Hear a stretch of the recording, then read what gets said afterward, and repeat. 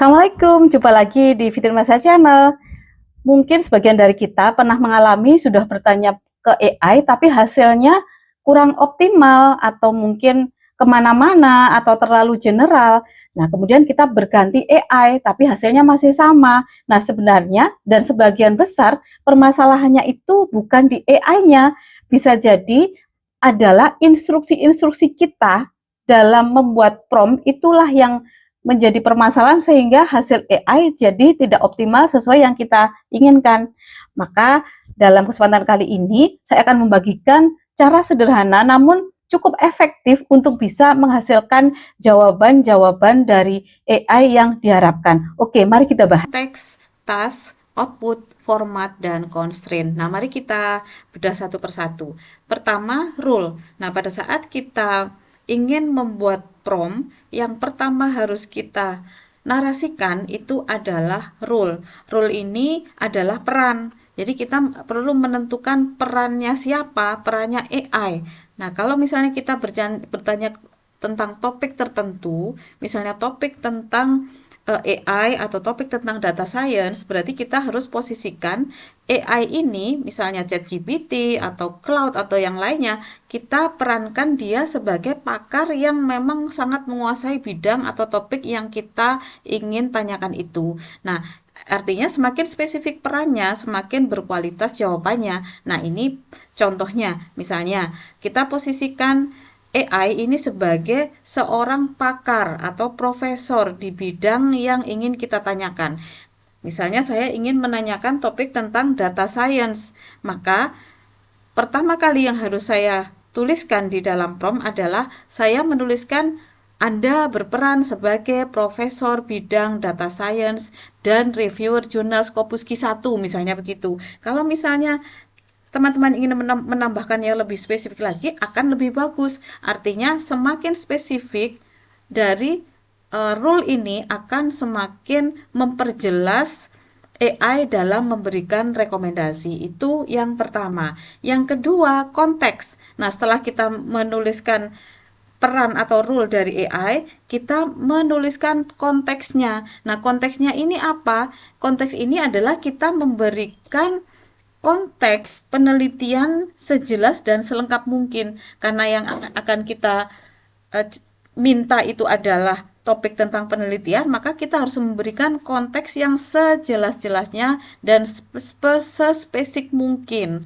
Nah, artinya di sini konteks yang kaya itu sama dengan jawaban yang relevan. Jadi semakin kaya konteks, semakin detail konteks, itu akan semakin relevan jawaban dari AI. Nah, ini contohnya. Misalnya, saya sedang meneliti analisis sentimen pengguna aplikasi kesehatan mental berbasis ulasan Google Play Store. Nah, di sini kan saya sudah memberikan konteks, saya upayakan sejelas mungkin. Misalnya, yang paling detail, saya juga menyampaikan data yang akan saya ulas itu ada pada objek apa. Misalnya ada di objek Play Store. Kemudian untuk pendekatan yang saya gunakan, pendekatan apa? Saya menggunakan analisis sentimen. Apa yang ingin saya ulas, apa yang ingin saya cari adalah objeknya adalah kesehatan mental begitu.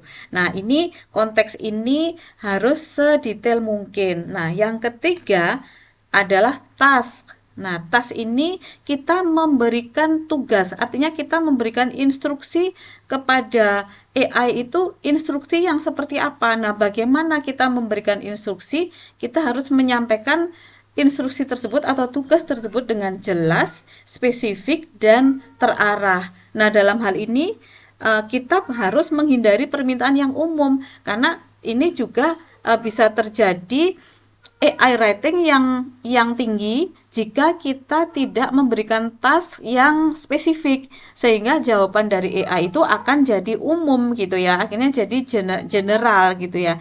Jadi di sini kuncinya adalah kita hindari permintaan yang umum dan kita harus fokus pada tujuan analisis. Nah, contohnya misalnya identifikasi research gap berdasarkan tren penelitian 2021 sampai 2025 dan jelaskan aspek yang belum banyak diteliti dari perspektif teori, data, metode, dan objek penelitian. Nah, contoh dari tas ini spesifik karena saya di sini meminta AI itu mengidentifikasi research gap dari tahun berapa.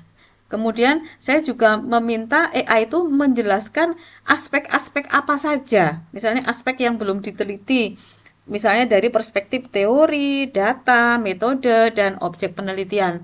Nah, teman-teman misalnya ingin lebih spesifik lagi, ada sekiranya data-data atau hal-hal yang perlu spesifikan, ya dituliskan saja. Artinya semakin spesifik task itu akan semakin detail hasilnya. Dan satu lagi keuntungannya, uh, hasil itu jadi tidak general. Kalau hasil tidak general, maka itu spesifik sesuai dengan kebutuhan kita. Otomatis kalau ada pendeteksi AI writing, ya maka akan meminimalisir itu gitu.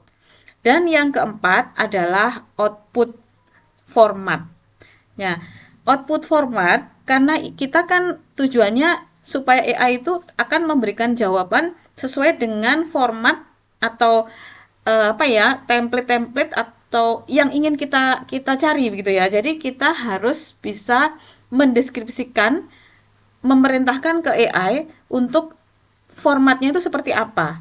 Jadi kita harus menentukan format output yang diinginkan.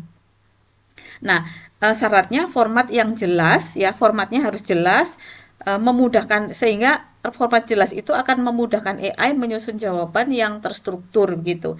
Nah, contohnya misalnya format output format itu seperti apa? Jadi kita bisa menyajikannya seperti ini. Misalnya sajikan hasil dalam tabel dengan kolom, misalnya tema penelitian, temuan utama, research gap, potensi novelty, kemudian referensi pendukung, misalnya begitu. Tapi kalau misalnya teman-teman ingin sajikan dalam bentuk visualisasi, ya sampaikan saja gitu. Karena ini sebagai contoh, misalnya output formatnya ini berupa tabel, misalnya begitu. Nah, silahkan misalnya mau berbentuk mind map atau berbentuk gambar, silahkan. Yang penting harus bisa sedetail mungkin.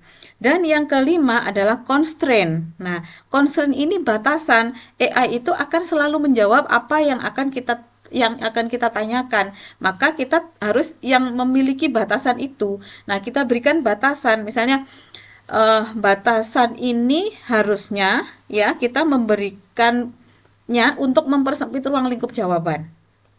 Supaya apa? Supaya bisa spesifik. Nah, artinya batasan yang jelas itu sama dengan hasil yang lebih relevan dan fokus. Gitu ya. Ini sebagai contoh. Contoh dari constraint misalnya fokus hanya pada artikel Scopus Q1 dan Q2 periode 2022 sampai 2025. Hindari penelitian dengan data Twitter, prioritaskan studi dengan ML dan NLP misalnya begitu. Atau misalnya hindari penelitian dengan data Twitter dan TikTok atau YouTube dan seterusnya. Nah, ini teman-teman yang lebih paham. Oleh karena itu, concern ini sangat penting untuk bisa lebih menyempurnakan hasil dari AI yang kita inginkan. Jadi dari rules ini yang diharapkan ya nanti hasilnya itu sesuai dengan yang kita harapkan. Jadi jawaban lebih relevan dan mendalam, insight yang tajam dan terstruktur, serta siap digunakan untuk penelitian dan publikasi ilmiah. Oke, jika suka dengan video ini silahkan like, subscribe, dan komen. Terima kasih. Assalamualaikum.